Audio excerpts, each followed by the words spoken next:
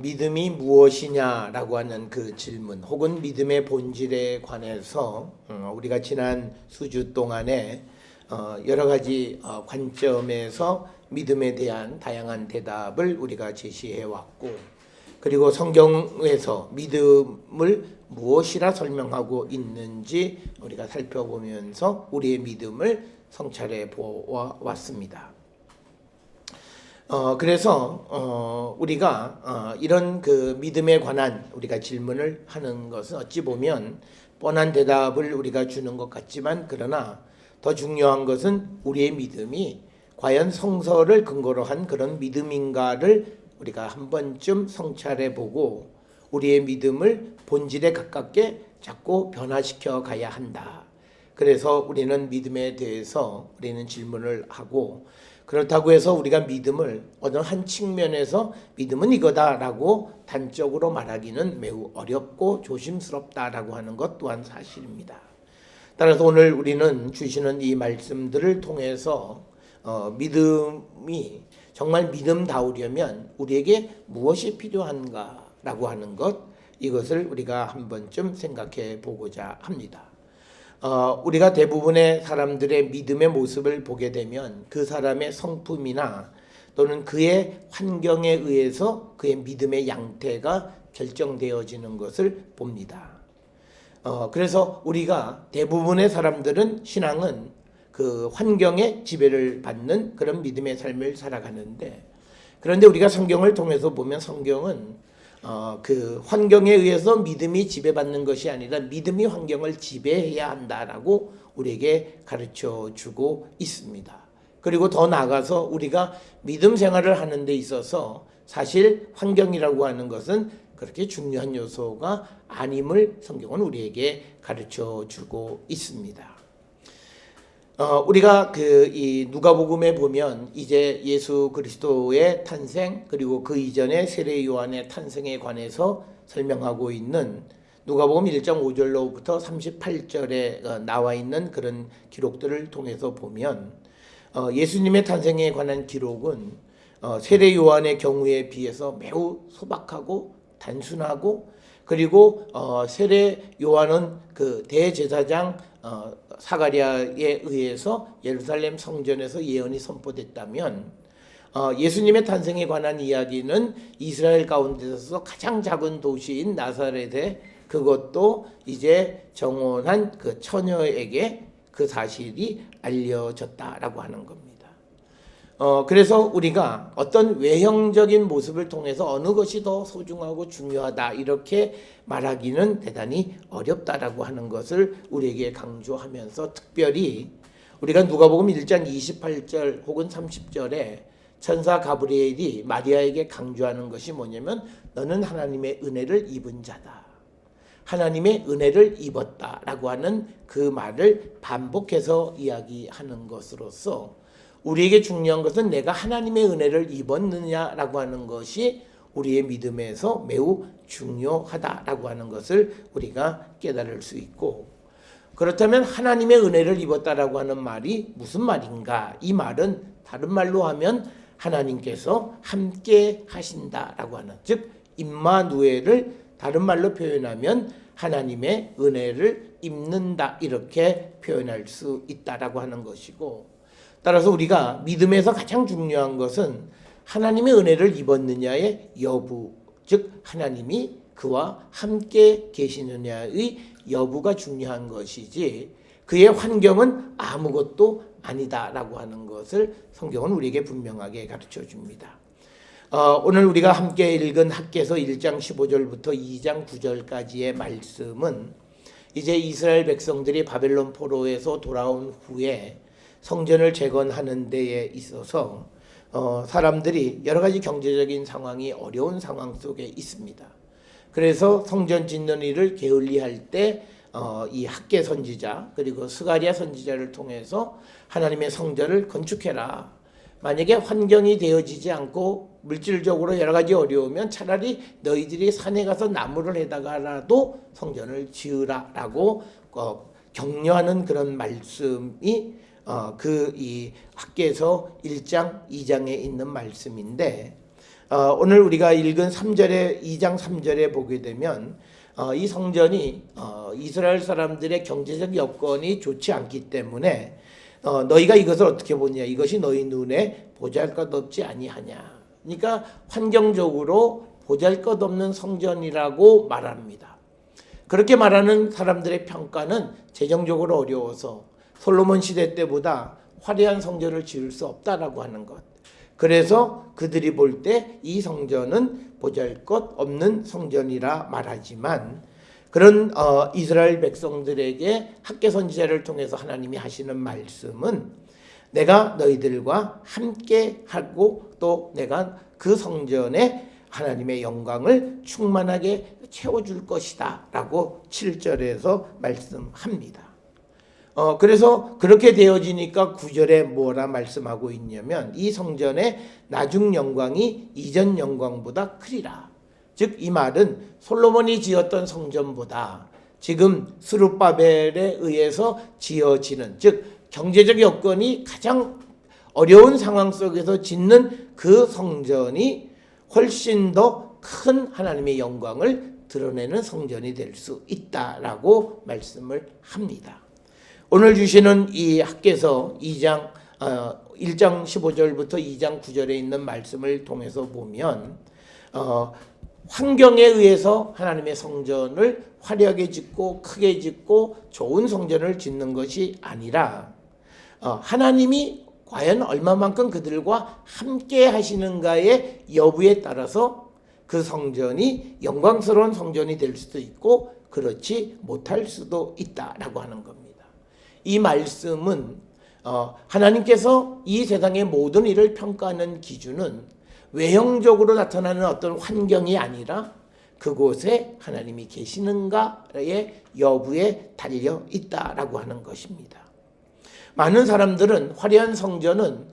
외국에서 수입한 그런 건축 자재를 가져다가 세계에서 가장 큰 성전을 지으면 그것이 하나님께 영광을 드러낸다고 생각하지만, 그러나 하나님이 생각하실 때는 그게 아니라 하나님이 함께 하시고 하나님의 은혜를 입게 되어질 때 그 성전이 가장 훌륭한 성전이 되어질 수 있음을 우리에게 가르쳐 줍니다. 특별히 우리가 예레미야 7장 4절에 의하면 예루살렘의 성전이 멸망되기 전에 하나님께서 예루살렘 성전에 대해서 이 성전이 여호와의 성전이라 하는 거짓말을 믿지 말라는 거예요. 그러니까 건물은 반듯하게 지어져 있고 하지만 그러나 그곳에 하나님이 계시지 않기 때문에 그것을 여호와의 성전이라고 하는 거짓말을 믿지 말라라고 하는 이 말씀을 우리에게 주심으로써 성전의 영광, 성전에 나타나는 하나님의 영광은 외형적으로 화려하고 그리고 그것의 아름다움에 있는 것이 아니라 하나님이 그들과 함께 하시는가, 즉 그 성전이 하나님의 은혜를 입었느냐의 여부에 달려 있다라고 하는 것을 우리에게 말씀하고 있습니다. 이것을 우리의 삶으로 우리가 적용해 보면 우리는 어렵고 힘든 시대를 살아갈 때 우리는 내 상황이 어때서 내가 하나님 앞에 더 큰 영광을 드리지 못한다고 생각하지만 사실 하나님은 그렇게 생각하지 않으세요. 우리가 아무리 어렵고 힘든 상황 속에서 내가 최선을 다하여 주님을 섬길 때 주님은 그에게 은혜를 베푸시고 그가 드리는 것이 그가 물질적으로 풍요로웠을 때보다 훨씬 더 큰 영광을 하나님께 드렸다고 평가해 주시는 분이 하나님이시다라고 하는 겁니다. 그렇기 때문에 성도들은 내가 처해 있는 상황이 어떤 상황에 있느냐가 우리의 믿음에 그렇게 중요한 것이 아니라 우리가 하나님의 영광을 우리가 나타내기 위해서 하나님이 함께 하시는가의 여부, 그리고 내가 하나님의 은혜를 입은 것인가의 여부에 따라서 그 일의 평가는 달라질 수 있다라고 하는 겁니다. 오늘 주시는 이 학개서 1장 15절에서 2장 9절에 있는 말씀을 통해서 보면 사람들이 생각할 때 가장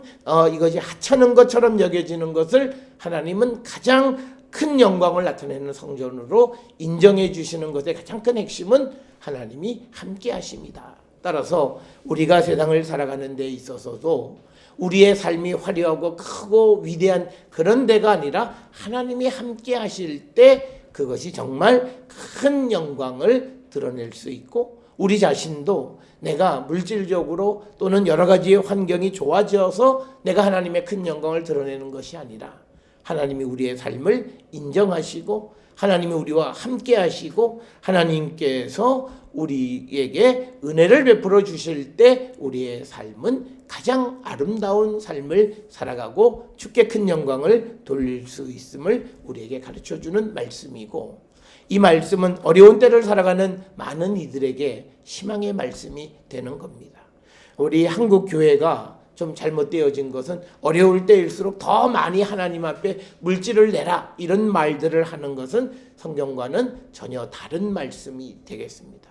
성경에서는 그가 물질을 많이 내는 것이 아니라 오히려 그에게 하나님의 은혜가 임하고 하나님이 그와 함께 하실 때 그의 삶은 더욱더 값진 인생이 되어짐을 우리에게 말씀하는 것이 오늘 학개서의 말씀입니다. 이처럼 우리가 세상을 살아가는 데 있어서 이 믿음이라고 하는 것은 세상의 가치관과는 분명 전혀 다른 그런 가치관을 우리에게 말씀하는 것이 바로 믿음의 생활이고, 그래서 우리가 여러 차례 말씀을 드렸습니다만 우리의 삶이 이 가치관의 변화가 있을 때 우리는 참으로 기쁘고 즐거운 믿음의 삶을 살아갈 수 있다라고 하는 겁니다. 그래서 우리의 믿음이 아름다운 믿음이 되느냐의 여부는 하나님이 우리와 함께 하시는가, 그래서 내게 하나님의 은혜가 임하는가의 여부에 달려 있다라고 하는 것을 우리는 꼭 기억을 하시면서 우리에게 하나님의 은혜가 임하실 수 있기 위한 우리 자신을 구별하여 드리는 그런 헌신적인 삶을 우리가 살아가는 자들이 되어야 함을 우리에게 가르쳐 줍니다. 이처럼 우리가 믿음의 삶이라고 하는 것은 세상과는 전혀 다른 가치관을 가지고 있는 겁니다. 그래서 우리가 세상의 가치관을 가지고 믿음을 판단하는 것은 바람직하지 않고, 하나님이 하시는 일에 대해서 우리가 세상적 기준을 가지고 판단하는 것 역시도 바람직하지 않다라고 하는 거예요. 우리가 물질적으로 그냥 형식적으로 보면 솔로몬의 성전이 스룹바벨이 지은 성전보다 훨씬 더 화려한 것이긴 그것은 맞는 이야기지만, 그러나 하나님 보시기에 하나님의 영광을 드러내는 것은 그 화려하고 크고 외국에서부터 수입한 그 원자재를 통해서 건축한 예루살렘 성전이 아니라, 이제 정말 경제적으로 어려운 가운데서 산에 가서 나무를 해서 성전을 지어야 할 만큼 빈궁한 가운데 그러나 하나님 함께 하심으로 지은 성전이 더 아름답고 영광스러운 것이라는 이 평가를 우리는 소중히 여기면서, 이처럼 우리의 믿음의 삶은 항상 하나님의 판단, 하나님의 가치관, 이것은 세상의 가치관과 전적으로 다른 것임을 우리가 믿고 주님의 가치관으로 변화되는 그런 삶을 우리가 살아가는 자들이 되어야 한다라고 하는 겁니다. 오늘 우리가 함께 읽은 누가복음 20장 27절부터 38절에 있는 말씀도 부활이 없다고 주장하는 사두개인의 이야기입니다. 그는 자기의 주장이 옳다라고 하는 것을 드러내기 위해서 우리가 잘 아는 신명기 25장에 나와 있는 시온법을 근거로 해서 예수님을 곤경으로 몰아넣는 겁니다. 그런데 이런 질문을 쭉 받으신 다음에 그 예수님께서 말씀하시기를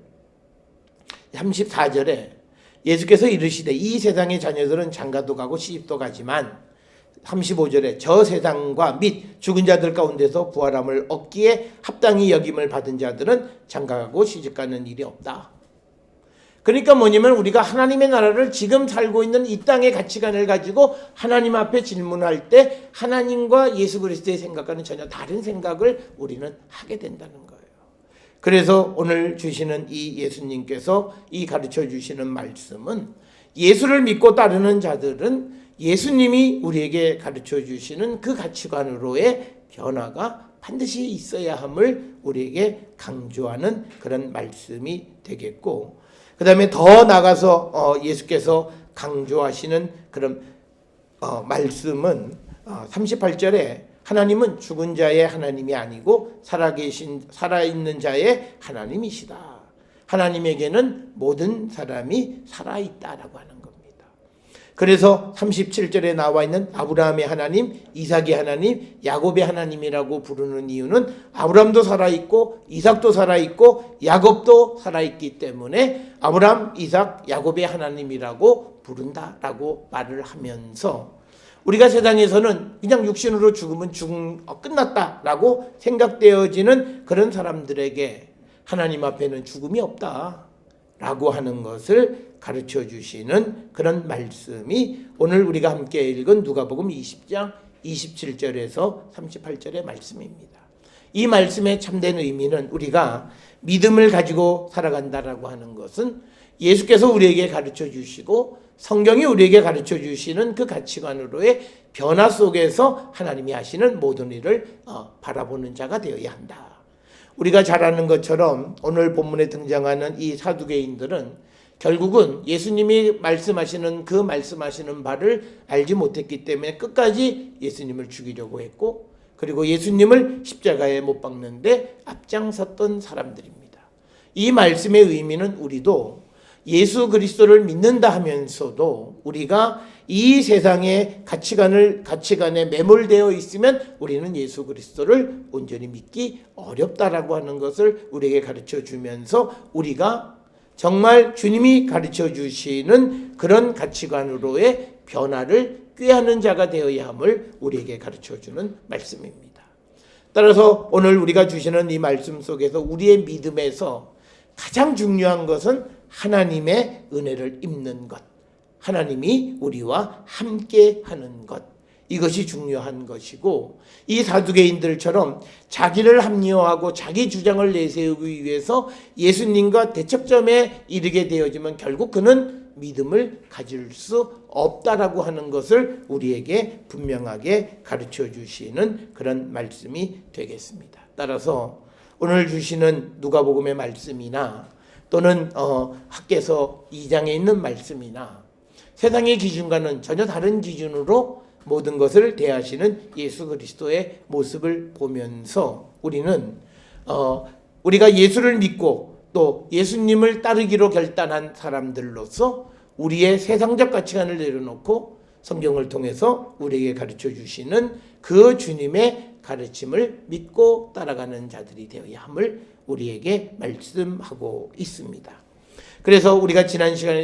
주간에도 말씀을 드렸듯이 우리는 하나님과 예수님과 동기화가 되어져야 한다라고 하는 거예요. 우리가 세상에 산다고 하면서 세상의 가치관을 가지고 끝없이 우리가 하나님에게 예수님에게 질문하면 우리는 하나님과 하나가 되기보다는 평행선을 달려갈 수밖에 없는 그런 문제점이 있음을 우리에게 말씀하고 있는 것. 그래서 우리가 하나님으로부터 은혜 입은 자로서 하나님이 하시는 일을 볼 수 있고 하나님이 하시는 음성을 들을 줄 아는 그런 믿음의 성도가 되어야 함을 우리에게 말씀하는 것이 오늘 우리가 읽은 누가복음의 말씀이 되겠습니다.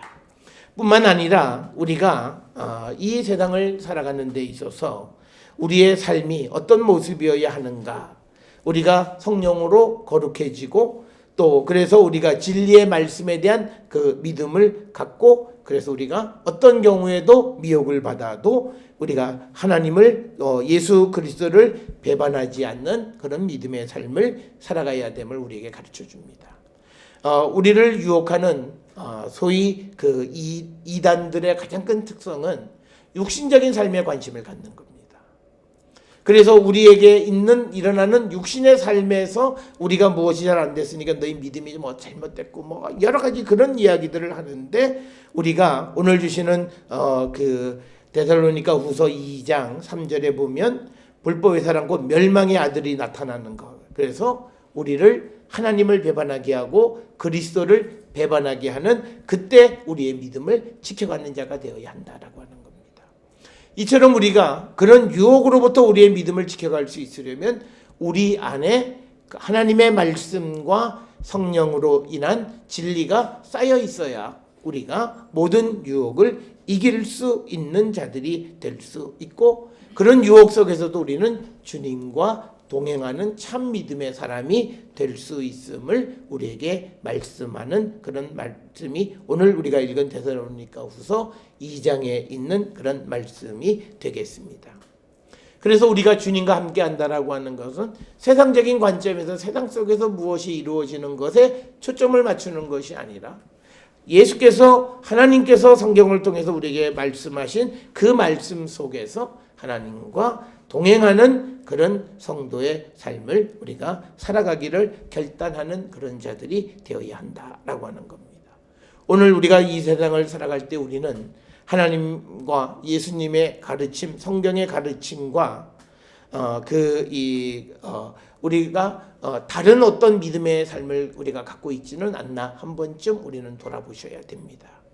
오늘 우리가 살고 있는 이 시대에 굉장히 큰 교회가 여러 가지 어려운 문제로 세상에 손가락질을 받는 이유도 바로 하나님의 은혜를 보기보다는 육신적으로 세상에서 제일 큰 것을 만들려고 하면서 결국 그들은 불법을 행하고 결국은 하나님의 영광을 가리우는 일을 행했다라고 하는 사실입니다. 그래서 우리의 믿음에서 가장 소중한 것은 물질적이고 눈에 보이는 세계가 아니라 우리에게 보이지 않는 영적인 세계, 그리고 하나님 말씀을 믿고 따르는 그런 가치관이 우리 안에 온전히 정립되어져 있는 그런 삶을 살아가는 것이 우리에게 소중한 것을 우리에게 가르쳐주는 그런 말씀이 되겠습니다. 그래서 오늘 주시는 말씀에서 오늘 이 누가복음에 있는 사두개인처럼 끝까지 예수님이 말씀하심에도 불구하고 그 말씀을 믿지 않으므로 결국 사두개인들은 주님을 믿지 않아서 마지막 그들은 다 심판에 이르러 그들은 구원받을 자가 하나도 없게 되어졌다라고 하는 것이 성경의 그런 판단입니다. 따라서 우리가 하나님의 말씀, 예수 그리스도의 말씀을 믿고 따르는 그런 삶의 변화, 가치관의 변화, 생각의 변화가 일어나지 않는다면, 내 생각과 내 주장만을 고집한다면 결국 우리도 그 사두개인들과 또 다른 바리새인들과 다를 바가 없다라고 하는 사실을 우리가 꼭 기억을 하셔서, 저는 우리 모든 성도들이 늘 성령 안에서 하나님의 은혜를 입은 자, 그래서 비록 연약하고 부족한 것 같지만 그러나 하나님의 은혜가 임함으로 가장 놀라운 역사를 이루는 그런 삶을 살아가는 것이 믿음의 삶이고, 그것이 바로 하나님의 은혜를 입은 자들의 믿음의 모습이 아닌가 생각을 합니다. 사랑하는 성도 여러분, 하나님은 여러분의 삶에 은혜를 주셔서 여러분의 삶에 하나님이 함께 하심으로 이 세상 그 누구보다도 가장 위대한 믿음의 사람들이 되게 하시는 분임을 믿고 주님만을 믿고 따라가기를 결단하는 우리 모든 성도들이 되어서 우리 모두가 영원한 생명을 선물로 얻는 거룩한 성도들이 될 수 있기를 주의 이름으로 축원합니다.